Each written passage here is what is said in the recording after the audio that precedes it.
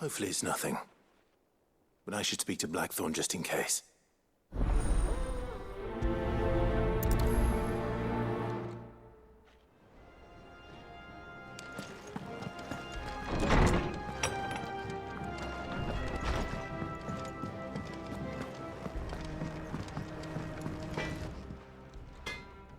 Blackthorn, do you have a moment? Not really, no. This won't take long. I just wanted to ask how you're getting on. August was worried about you, that you might still be doubting your craft, even after learning the trick of that cuirass. Is there something else weighing on your mind? Perhaps sharing your thoughts might help.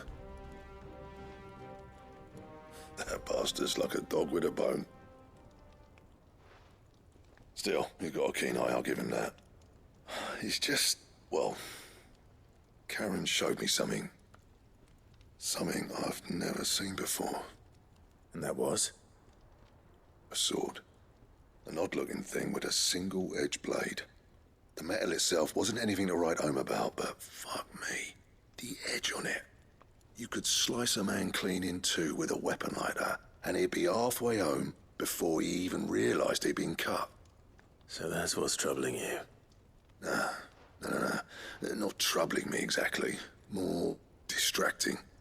Can't stop thinking, how do you get an edge that sharp? It's driving me mad. And if you knew how to do it, we could arm the curse breakers with even better blades. That's about the size of it, yeah. I'll see what I can find out. Sharper swords are always welcome.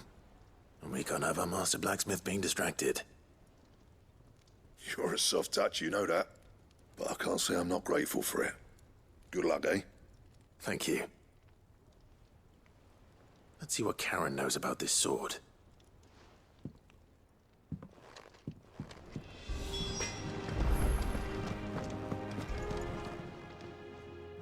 You're looking well, Karen. What do you want? Out with it. I want to know about the sword you showed Blackthorn. Single-edged and extremely sharp. Running around after him again, are you? I suppose I am, yes. But I need to help him find out how to work an edge like that. It's driving him to distraction. Little wonder, I suppose. There's not many like that make it as far as the twins, and those that do go straight into private collections. Which made it nice and easy finding a buyer. Can you tell me who bought it? Where is it now?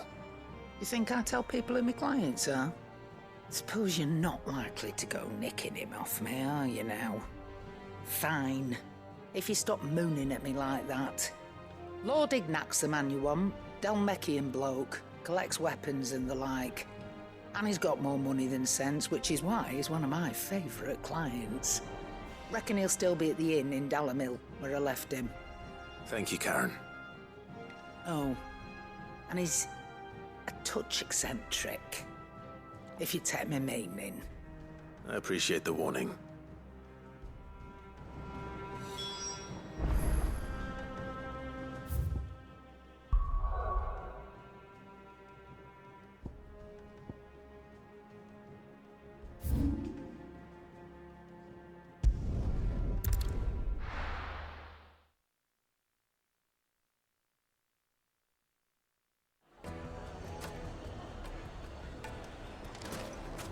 People take notice of wealthy men. Shouldn't be too hard to track down Karen's collector. Gone. The whole mother crystal gone. What are we gonna do? Back again, are you? Any more trouble and you'll be barred for life, however deep your friends' pockets might be.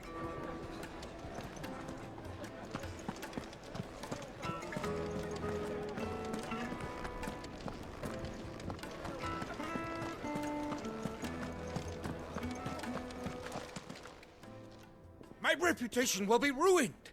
Ruined! Calm yourself, Lord Ignac, I beg of you, before you do yourself a mischief. Pardon the intrusion, but... Out! Get out! I paid for these rooms so I wouldn't be disturbed. Leave me be! Please, allow me to apologize. His lordship is going through a difficult time, and he's never been fond of guests arriving unannounced. Radim! Get rid of the filthy oaf this instant! Very good, Lord Ignac. Would you mind stepping outside for a moment?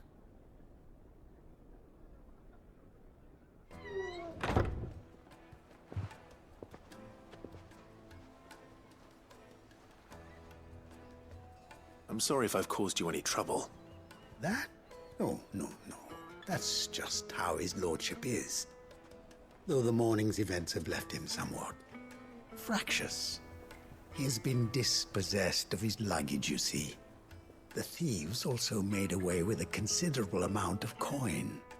Coin the innkeeper will soon be keen to collect. I don't suppose a certain blade was among the stolen items. A single-edged sword. It was purchased from a merchant friend of mine. Ah, you know Lady Karen. Yes, I'm afraid it was. Then I'll retrieve Lord Ignac's luggage. But I have one condition. You have but to state it. You are welcome to anything that is within my power to grant. I want an audience with Lord Ignac. A few minutes should be enough. Then I'll be on my way. A condition I would be a fool to refuse. Of course, you shall have your audience. I don't suppose you saw where the thieves went. I did not, no. Though some discreet inquiries made on his lordship's behalf mean that I know where you might find them. The bandit's bed. Every ill-gotten coin in Delamain is said to pass through that disreputable corner of the Valcroy. And that's where I'm heading. I shall speak to Lord Ignac in your absence, and arrange for an audience upon your triumphant return. That will be very kind of you. Farewell, and best of luck.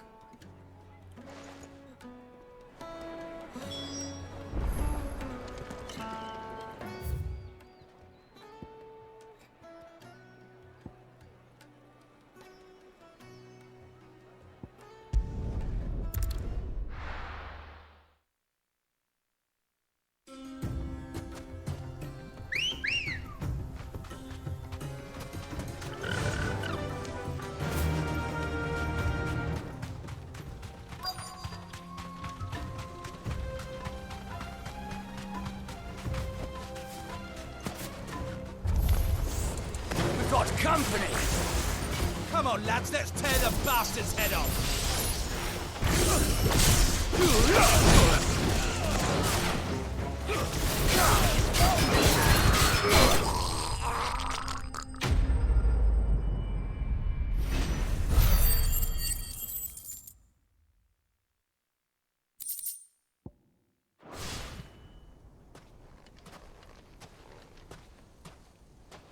This must be Ignac's luggage. Nothing seems to be damaged. All right. Let's get it back to Delamain.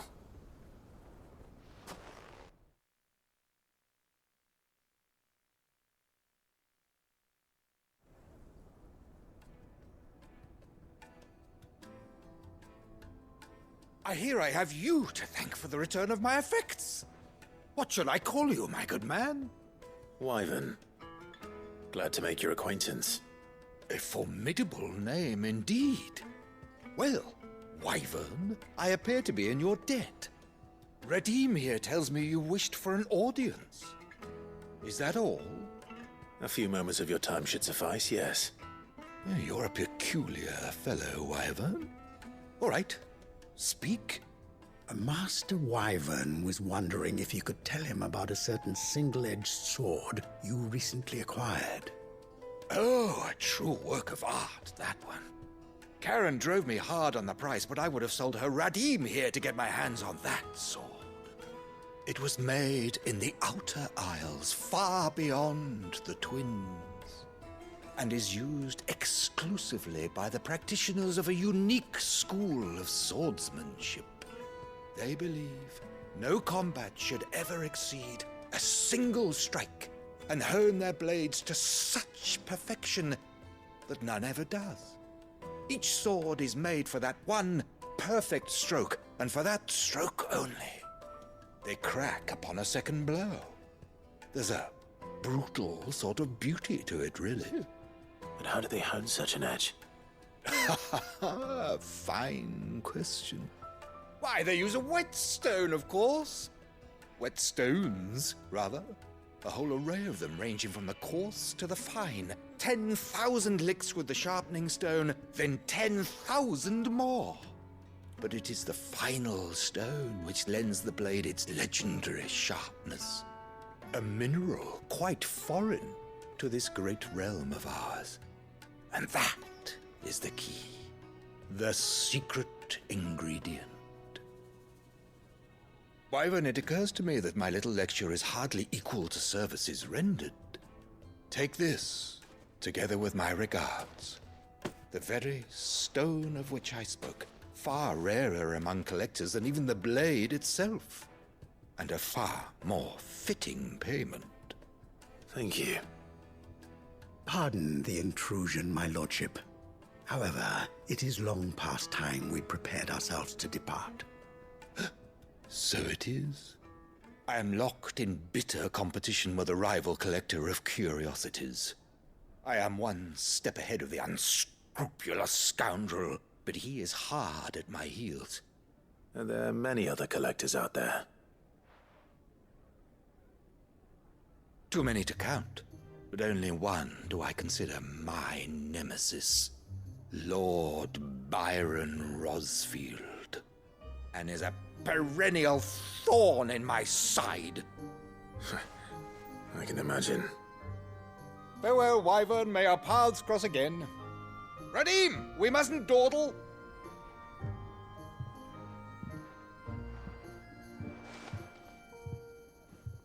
I think his lordship is rather taken with you, Master Wyvern. Thank you again for your assistance. Coming, my lordship. I'll be right there.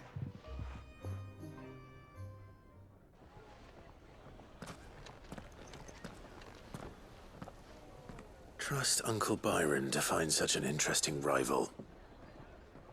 Now, let's see what Blackthorn makes of this whetstone, shall we?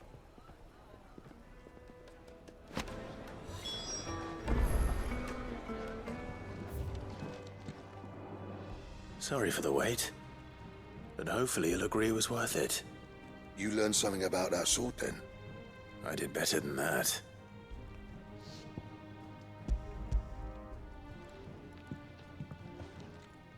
Hey, a whetstone? Yes. But not one you'll find anywhere in Valisthea.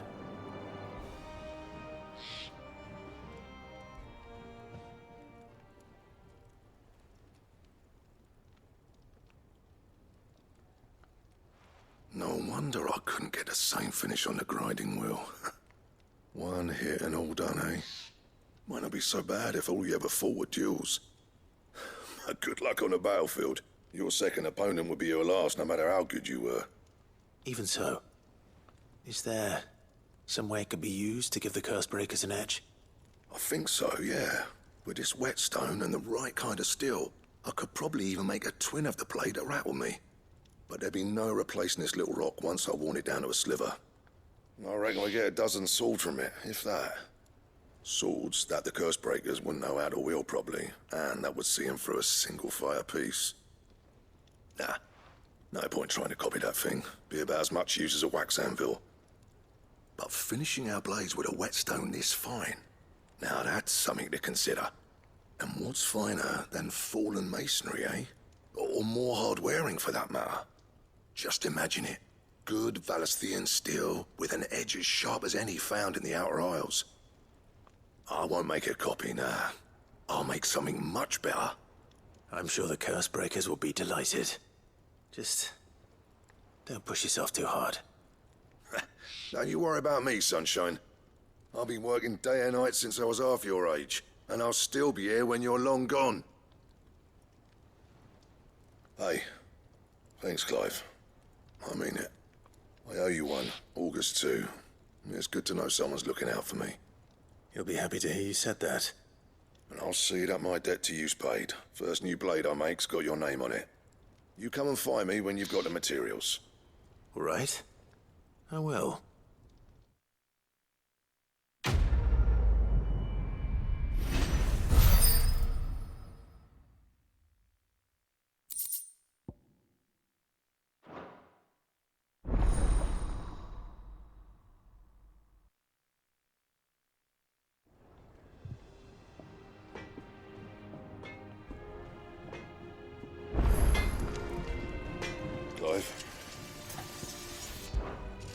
do you want?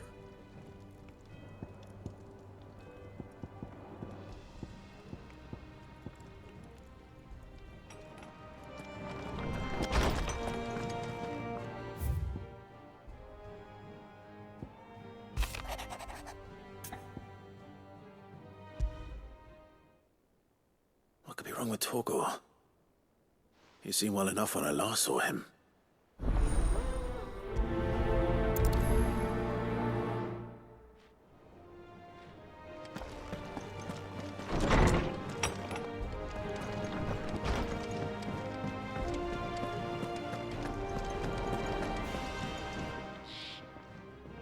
I got your note. You think something's wrong with Torgor? So you can read. Congratulations. But I didn't say how we're wrong with him. I said something weren't right. He's not been eating me treats. He used to love cracking the bones from Molly's boiled brown, but now he won't so much as look at them.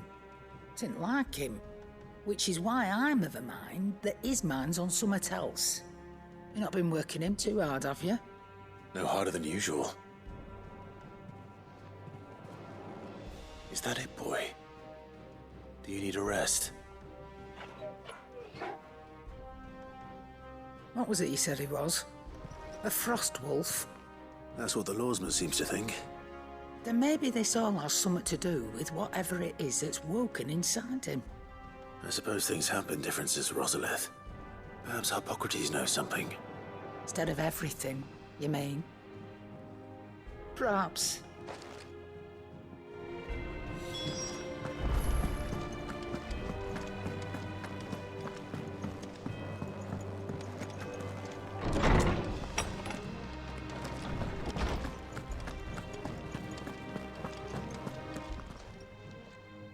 Lawsman, I need to ask you about Torgor. Something's not right with him. He isn't ill, is he? I don't think so. But according to Lady Karen, he seems to have lost his appetite, which is certainly a new development. She says he's hardly been touching his bones of late, and she believes it may have something to do with what happened at Rosalith Castle. I rather think she might be right, though not about his appetite. All canids are instinctively inclined to crack open bones for the rich marrow that resides within, and I see no reason why a frost wolf should be any different. Accordingly, I suspect it is not a lack of appetite that afflicts Torgor, but a surfeit of it. If we assume that his newfound magics require additional nourishment to sustain, it may well be that the bones Lady Karen is accustomed to providing are no longer sufficient. Frost wolves, after all, habitually prey upon far larger animals, whose bones may yield altogether different nutrients. As to where one might find a suitable substitute, some antelopes that graze the meadows of eastern Rosaria have been known to grow to a size more than double that of their lesser cousins. I don't recall ever seeing any that large. And little wonder. The oldest and largest such creatures rarely leave the safety of the highlands for fear of predators. The last elder antelope sighting I recall hearing about took place near Cressida, and that was long before the village was abandoned. Even so, it seems like a good place to start. Good hunting, Clive.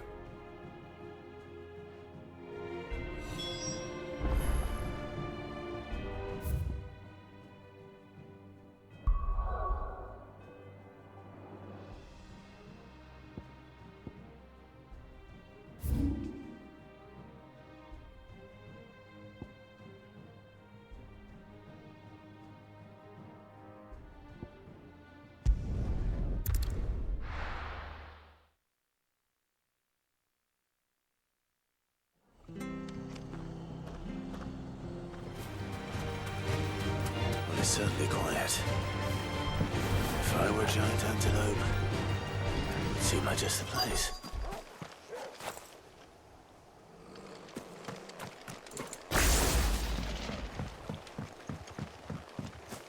I doubt we'll find one bigger than that. You hungry, Torgor?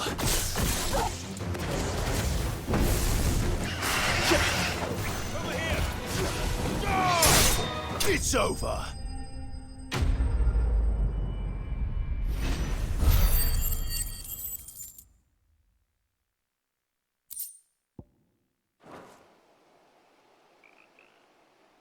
Now...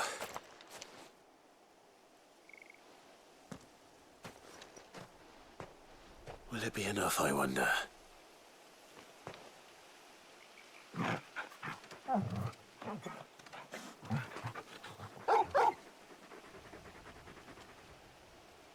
I say that answers my question. Which means we owe the lawsman our thanks. You're just a big puppy, aren't you? A very big puppy.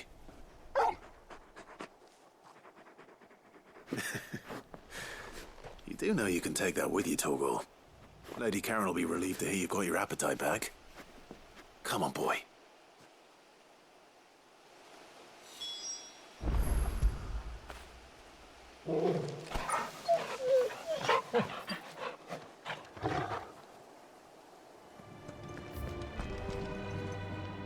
I noticed you and Torgal had gone off somewhere. Take him for a walk, did you? You could say that.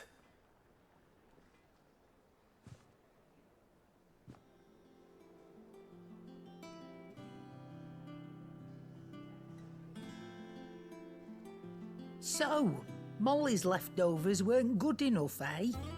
That'll teach me for treating you like you're still a pup. All right, no need to shout. Now we know what you're after, I can see about getting some in. Speaking of which, I brought one for later. Can I leave it with you?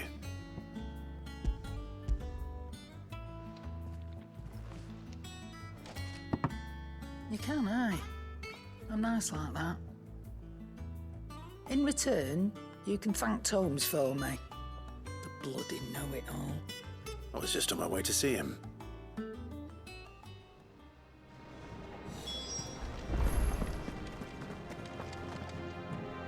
Ah, Clive. Were you able to locate your quarry? We were indeed, lawsman. You pointed us in exactly the right direction. And Torgal's been a very happy hound ever since. Very good, very good. Lady Karen sends her thanks, by the way, for your part in solving the mystery. Ah. But that reminds me. After your last visit, I found myself pondering Torgal's talents. Do you recall our conversation concerning Lady Jill's role in Torgal's transformation? About how she somehow woke the power within him.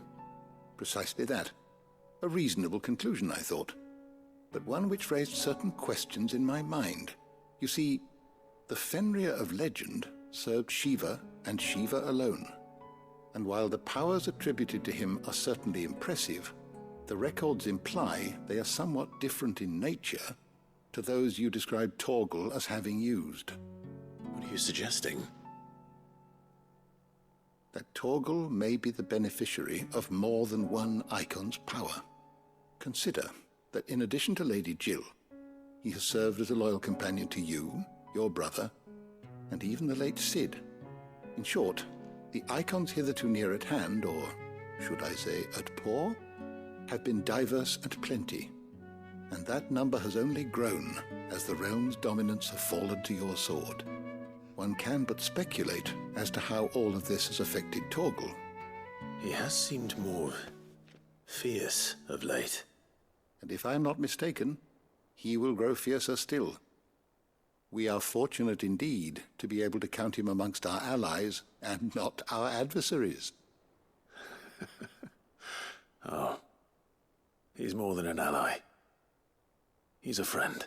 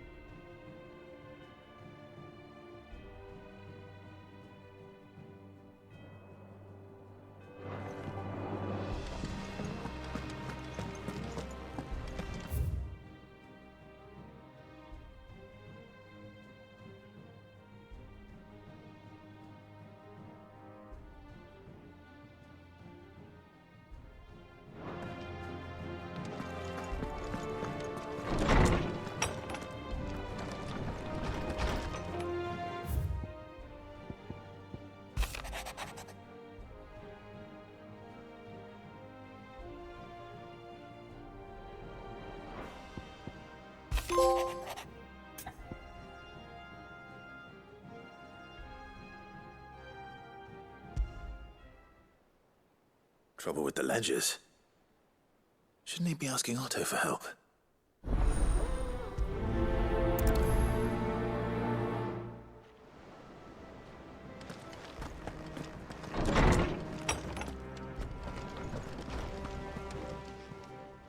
Welcome to the Patron's Whisper. Come to claim your just desserts? All yours. Best of luck out there, Sid. Clive, did you get my letter? That's why I'm here. Shh. Otto won't be listening. Is this better? A little. Listen, I've some bad news. It turns out the hideaway may be slightly behind in its payment to certain lenders, and it may be my fault. But I swear to the goddess, I thought I had the numbers square. Sadly, that square turned out to be more of a circle. 0, you might say. I can straighten it out, I swear, but it's gonna take some time, and I'm gonna need help keeping it from Otto. Bit late for that, I'd say. There you are! What a surprise! So let me get this straight.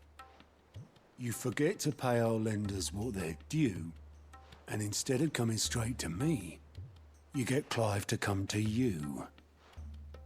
And I hope he'll dig you out of the hole you've dug for yourself. Clive, the man in charge of the place you've been cheerfully trying to bankrupt. And you thought this was a cunning plan. Why? Well, who needs paying? Oh, just Martha. And the dame. And, well, Lady Karen. But only 500 talents. We owe 3 of our most trusted friends 5 million gil. Each. 5 million each. They lent us the bulk of the money we used to rebuild the hideaway, you see, and, well, I must have made some sort of oversight. Those ledgers were my responsibility, and it was my decision to entrust them to you. This is my fault. Do we have that much to hand? I can always ask my uncle. No, we don't. And no, you won't. We've lightened Lord Rosfield's purse enough. After the king's ransom we had off him, he deserves better than to see our begging bowl. Besides, we'll need to learn to stand on our own if we're gonna make this work. All right. But that doesn't mean you have to shoulder the burden yourself. Is there anything I can do to help? There might be. How'd you fancy taking these to Martha and the dame? Rocks. Rocks, he says. Worth 1,000 talents apiece, these are. A little something Sid and I set aside for when times got lean. And I reckon 15 million in overdue debt probably qualifies. I just hope our associates' eyes are a bit more discerning than yours. I'm sure there will be. Should be me making the rounds, really. But you know how it is with this place. Orders to bark, arses to wipe, and all that. I know. Which is why I don't mind going in your place. Go. Do you know why I only gave Master Clive here 2 star rubies? Because you'd rather Lady Karen killed me. Because I'd rather Lady Karen killed you. Yes. Well, I suppose this is goodbye then. Don't worry. I'm sure Karen will understand. Really? Do you think so? No, I don't.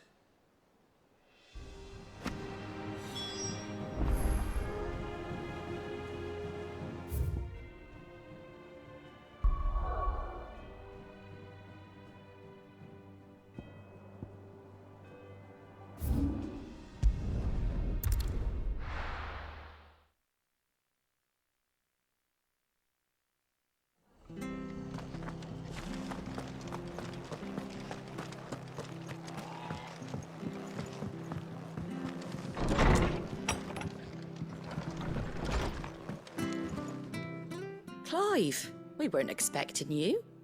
I wasn't expecting to be here, but it seems we still owe you a considerable amount of coin for your help with our rebuilding efforts.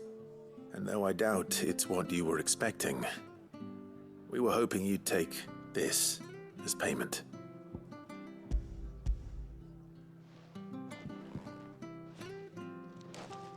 A star ruby? I can't accept this. It's worth at least twice what you owe me. More if you can find yourself the right buyer. Think of the difference as interest. Interest? If word got out I charged that much, no one would ever borrow from me again. Anyway, why are you the one here asking me about this? I'd have expected Otto.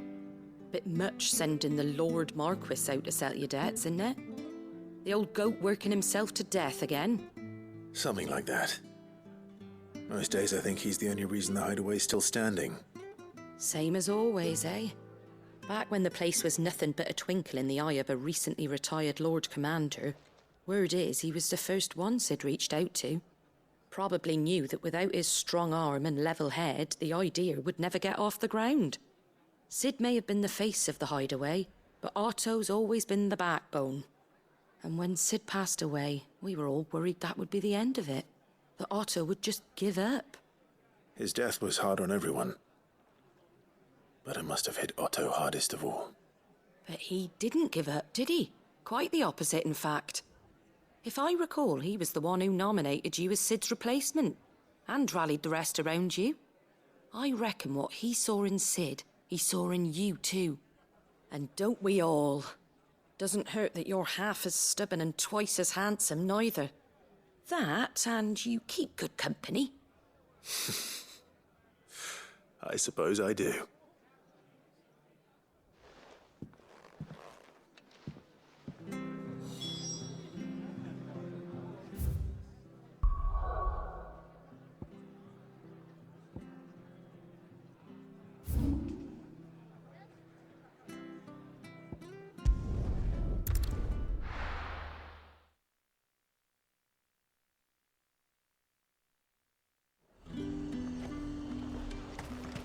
There's talk of the glass. How the hell is anyone supposed to...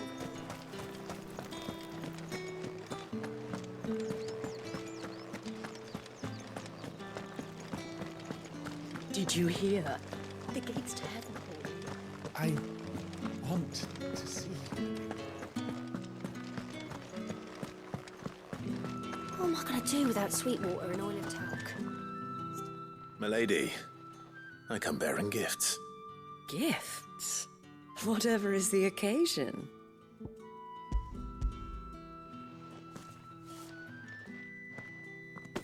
Oh my. Clive, you really have outdone yourself. Otto asked me to give it to you. To settle the hideaway's debt with the veil. And to compensate you for the time it took us to do so. You disappoint me, Clive. I thought you might finally be warming to me. Tell Otto he can keep his baubles. I tried to tell him as much the first time around. The man owes me nothing, nor does the hideaway. My contribution to the restoration effort was made freely and willingly. It was the least I could do. You once told me Sid did you a kindness. I'd like to do the same. Please, accept it. For my sake. And for Otto's. For all of us. For all you've done. It is rather fetching, isn't it? Very well. Otto is lucky to have you, Clive. I doubt anything could ever replace his son. But you and the others at the hideaway are the closest thing he has to family. Otto had a son.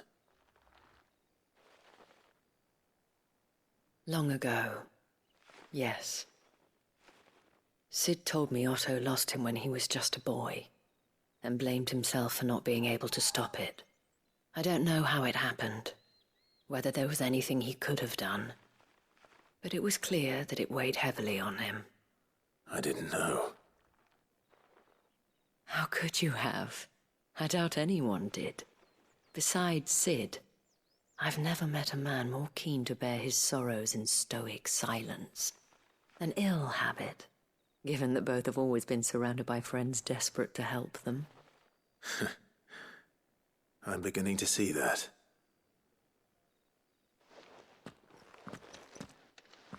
Goat will want to know the stones were delivered, if he's still with us. Goat. Still alive, I see. So Lady Karen accepted the ruby. Ah, about that. I tried my best, but she was just too stubborn to take it. She threw it right back in my face, in fact, and told me I could stick my stupid stone where the sun don't shine. Karen refused payment. I hope it wasn't something I said. I'm sure you were as tactful as ever. Let me see what I can do. Oh, wonderful. I hope you have better luck than I did.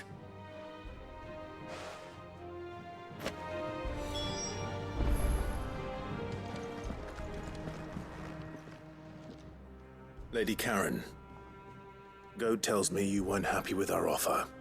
Would you prefer the debt was repaid in coin? What debt?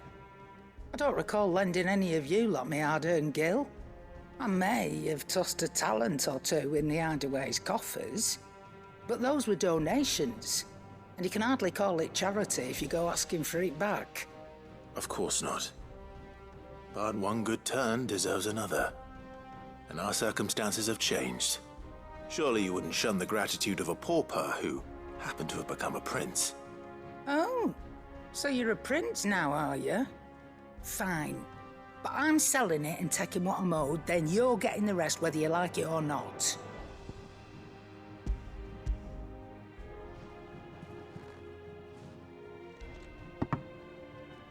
Where'd you even get this? A decent trader might nab 1,000 talents for a star ruby. A canny one, meanwhile, might claim it were nicked from the belt of Sid the Outlaw himself and ask twice as much. Might be I already have a buyer in mind. Might be you even know her. A fine continental maid whose beauty's only eclipsed by a guile in commerce. You wouldn't mind, would you? Not at all. Just be sure to tell her that it's always a pleasure doing business.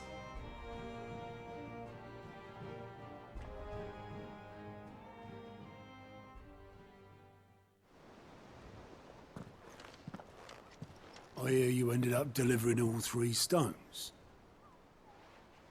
Thanks to this lump. I sometimes wonder what I pay you for.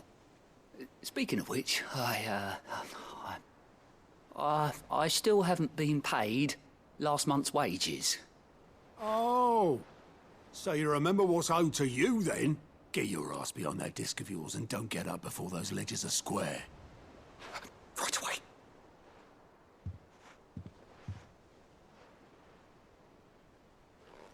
I've seen that before. You have, yeah. Plenty of times. It was the only goblet Sid ever used. Either out of habit, or because the filthy sod couldn't be bothered to find a clean one. I knew so little about him. Like most people. Martha and the Dame both seem to have fond memories of him. Huh. I bet they do. How long did you know Sid before he... Before he died. 20 summers, give or take. Back in the day, I was a purser on a trade ship, which is where I met him. He bought passage to... I forget where. And having nothing better to do on the long nights, we'd sit up drinking island rum till the morning bell dragged me back to my duties. Quit my post not long after that. On account of making a fine maiden's belly fat. But me and Sid stayed close, promising we'd one day sail the seas again. That was before fate stepped in and said she was having none of it.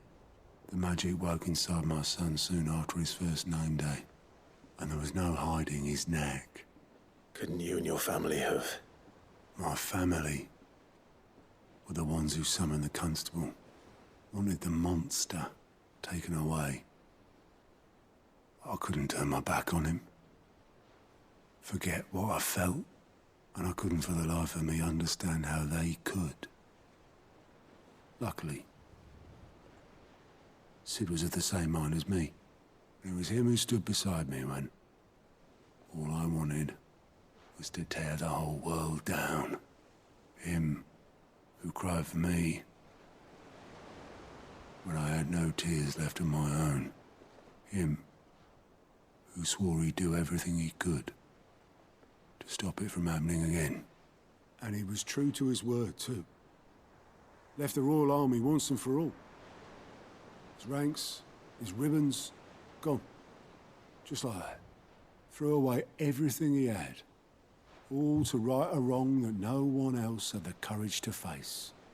I knew then I'd follow that man to the ends of the earth.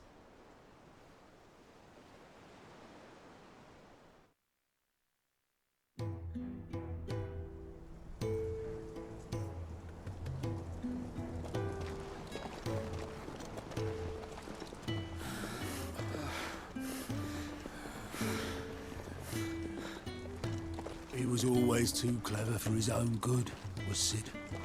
Saw the world for what it really was, while the rest of us were content to go along with the lie we were shown. And it can't have been easy, bearing that burden alone.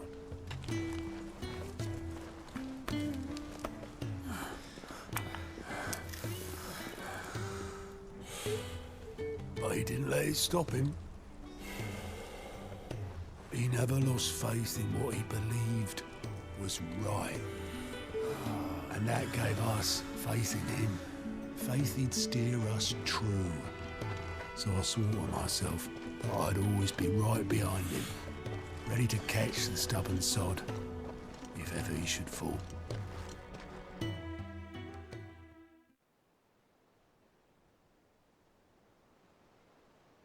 But I couldn't even do that.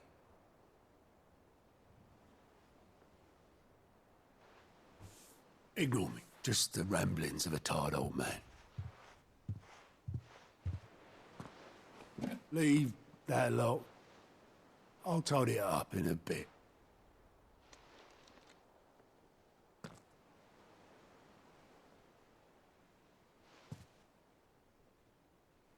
This is Sid's handwriting.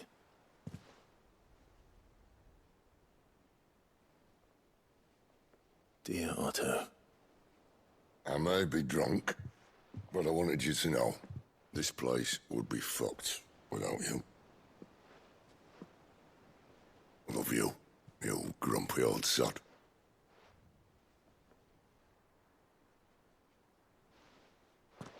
This note. Hmm? What about it? Sid was right. Without you, we'd all be lost.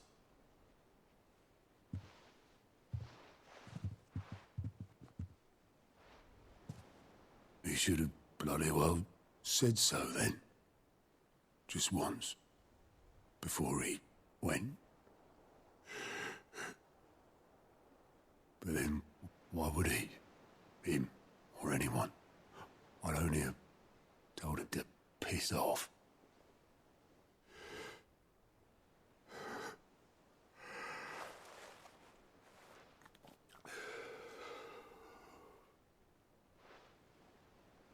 You're wrong, though. Both of you. It was never just me keeping the hideaway afloat. It was all of us. I just shoved people in the right direction, and I barely seem to be able to do that anymore.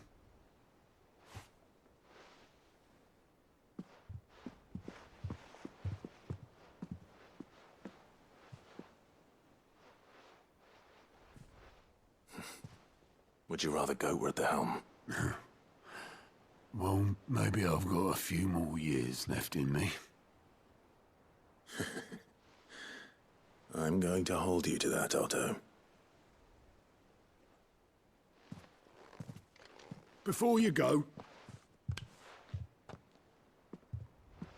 Cid would have wanted you to have this. But that's... This'll do me just fine.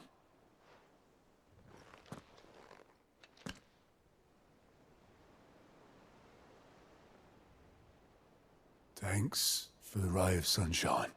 I'll see if I can't pay you back. Already have.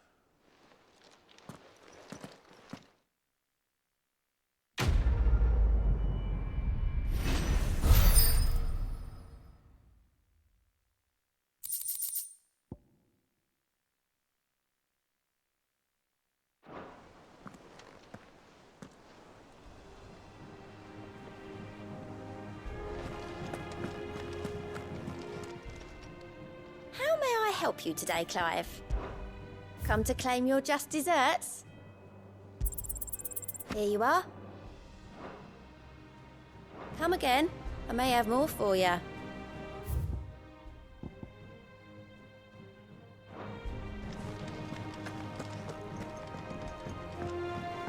Well, that's it then. Here, Cid. Reckon you might be just the man to help me out of a bit of bother, if you've a mind to. Let's hear it. Well, it's about this alembic the chief's got me making. Lovely bit of kit it is. Bung in a solution you want splitting, and it will separate it out, just like that. Problem is, it won't always get rid of all the impurities. And with some of the stuff we need it for, that ain't good enough. Which is why I've been looking for something to filter the liquid we'll be cooking off. And that's where I was hoping you could help me out. I imagine Ty could get some use out of this alembic too. Distilling medicines and the like. All right. Why not? Proper job! So what exactly do you need for this filter? Nothing but bomb ash'll do, says the chief. Gave me a sample she'd obtained from the university stores. Couldn't believe my eyes. You pour the blackest blight water through it, and it comes out clear as a mountain stream. So, I did a bit of reading about where I might be able to get hold of some. And do you know what I found out? It's only the blimmin' bones of a bomb king. They leave them behind when they die, see? I take it that's where I come in. If you wouldn't mind. I saw a billet on the hunt board for one just the other day.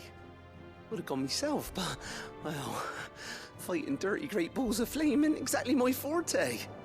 You, on the other hand... All right. I'll see what I can do. Thank you kindly. And good hunting, eh?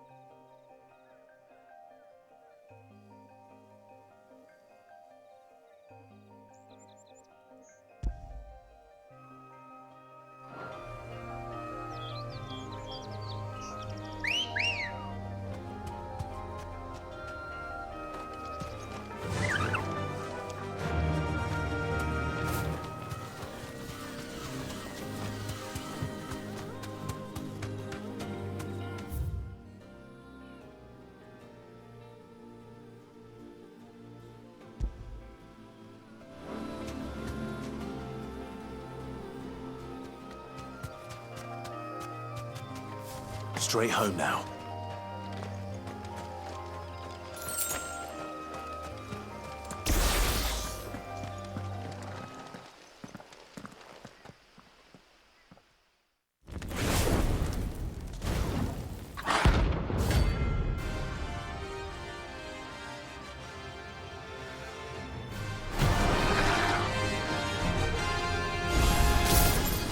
Look what we have here. Greetings, Your Majesty.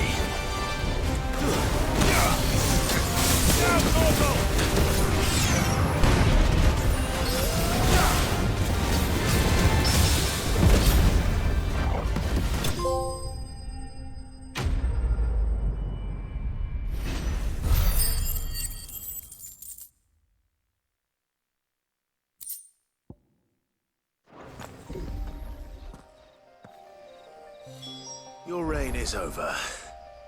Now to collect the ash. I should probably have brought a bucket. This looks like the stuff. Let's see if there's any more.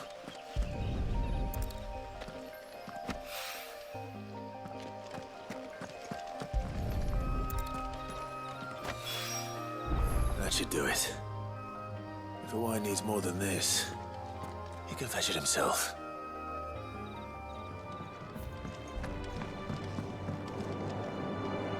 All right there, Sid? How's that hunt for the bomb ash going? I have it here.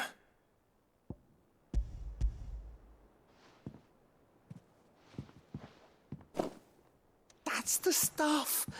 And plenty of it, too. Enough to keep the alembic bubbling away for a good old while.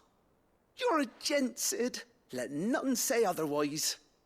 Right then, let's get this contraption up and running.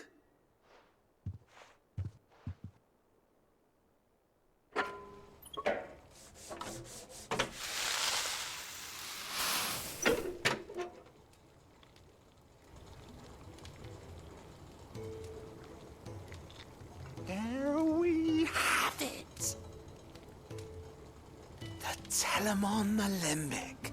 And it works just like the chief said it would. Very impressive. Says the man who cut down a burning boulder. Speaking of which, I still haven't returned the favor. There's no need. The good it will do for the hideaway is reward enough. Don't be silly. Why don't you let me take a look at that bag of yours? The one you keep your potions in. Reckon I could work some magic on that, huh? What kind of magic? Well, we happen to have isolated a substance in our test run of the alembic that I reckon will make even the toughest lever supple as anything. Thought we might use it to breathe new life into old boots and the like. Save the hideaway a few gil. But I reckon if we slap a bit on your bag, it'll loosen it up enough for you to squeeze in a bottle or two more. Well, it can't hurt to try, I suppose. That's the spirit. Leave it with me. I'll only be a mo.